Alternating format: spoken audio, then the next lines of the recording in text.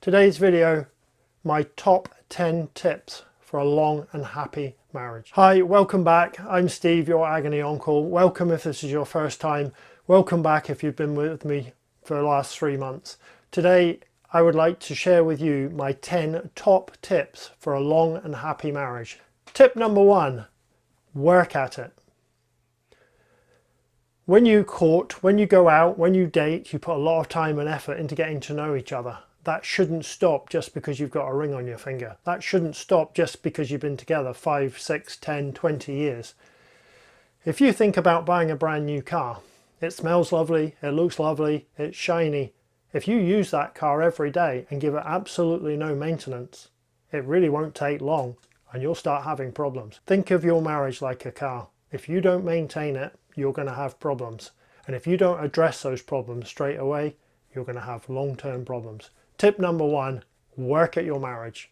Tip number 2, accept your differences. Your wife, your husband, you may have completely opposite points of view on politics, religion, children, even decorating the house. Instead of making those differences a tripping point, try and embrace them and say, do you know what, we arrived from completely different directions into this marriage. We've joined together, but we don't have to agree on absolutely everything. Embrace the differences.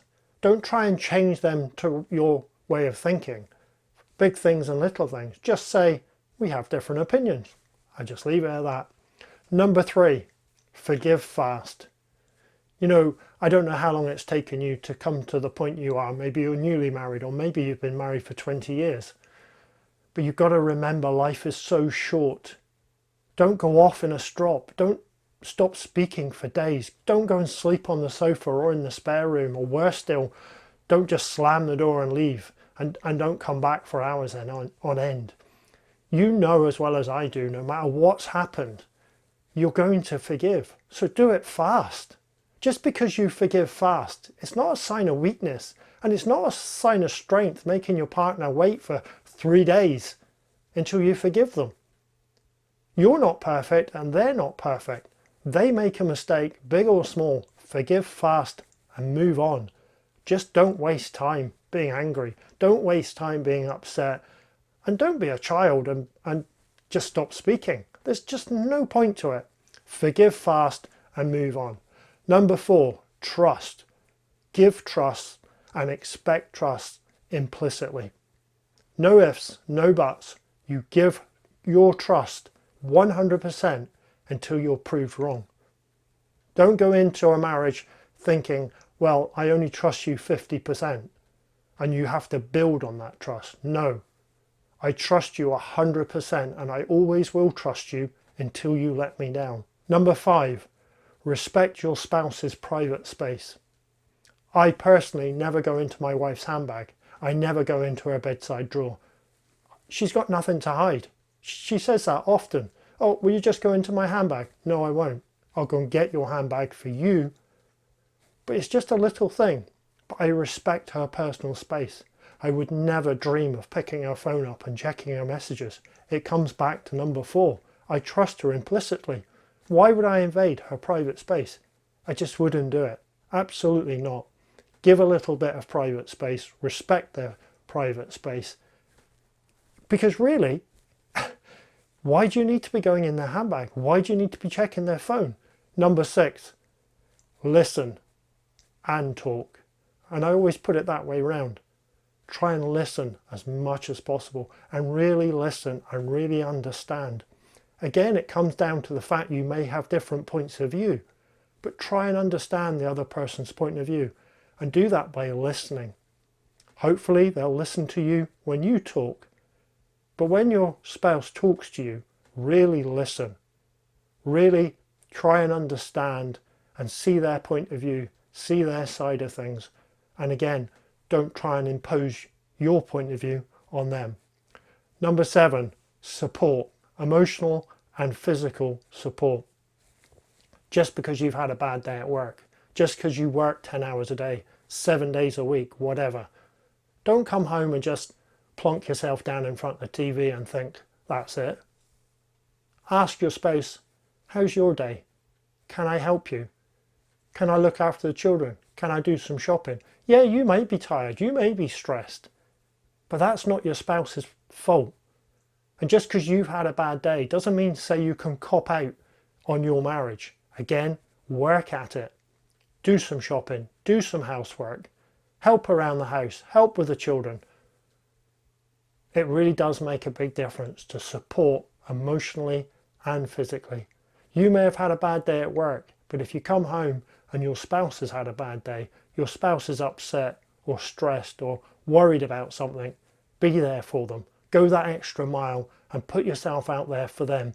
Put your stress and your bad day aside just for 10 minutes and check in on them and see how their day is. And then you can tell them about your day and they can give you emotional support in return. Really important. Support, support, support.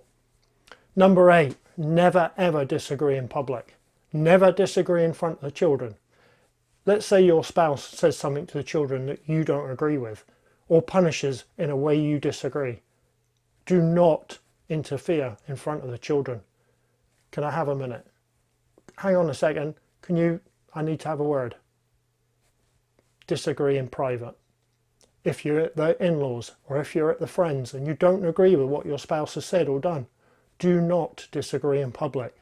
Do not disagree in front of your friends or your family or your parents. Keep that between the two of you at home. Under no circumstances do you go running to your parents or running to your friend or running to your sister or brother and talk about your disagreements. They're personal, they're private, and keep it that way. Number 9, make each other laugh every single day. 365 days a year, make each other laugh. It is so important. It reconnects you. You can be silly, you can be daft, you can take the mickey. Just make each other laugh. Brighten their day. Number 10, have sex often. It's so important, that physical and emotional connection you get through intercourse, through intimacy. Don't just turn over afterwards and fall asleep either. Be there for each other. Enjoy the moment and really do have sex often. Like all things in life, there's going to be ups and downs. Sometimes you'll be having more sex, sometimes you'll be having less sex. Don't think there's a problem, just think it's a phase. But really important, don't let sex become once a month or once a year. Sometimes it's really hard to find that time and find that energy. But we all know that when you get involved in the act, you're going to enjoy it. So make that effort, even when you're tired. Make that effort, even when the children have stressed you out or finances are getting you down or you've had a really bad day. Make the effort to be intimate, to have sex often. These are my top 10 tips. I highly recommend, if you're newly married or you're about to get married, to think seriously about it. Every single one of those 10 top tips I recommend you think about and do your best. I hope this makes sense. Please let me know. Drop a comment down below. Do you agree? Do you disagree? Do you have any other top tips? Maybe you can teach me something. Have I forgotten something? Please like, subscribe, ring that bell so you get notified every time I post a video. As I always say, if you don't take some time to look after yourself, you won't be able to look after anybody else. Till next time, thank you for joining me.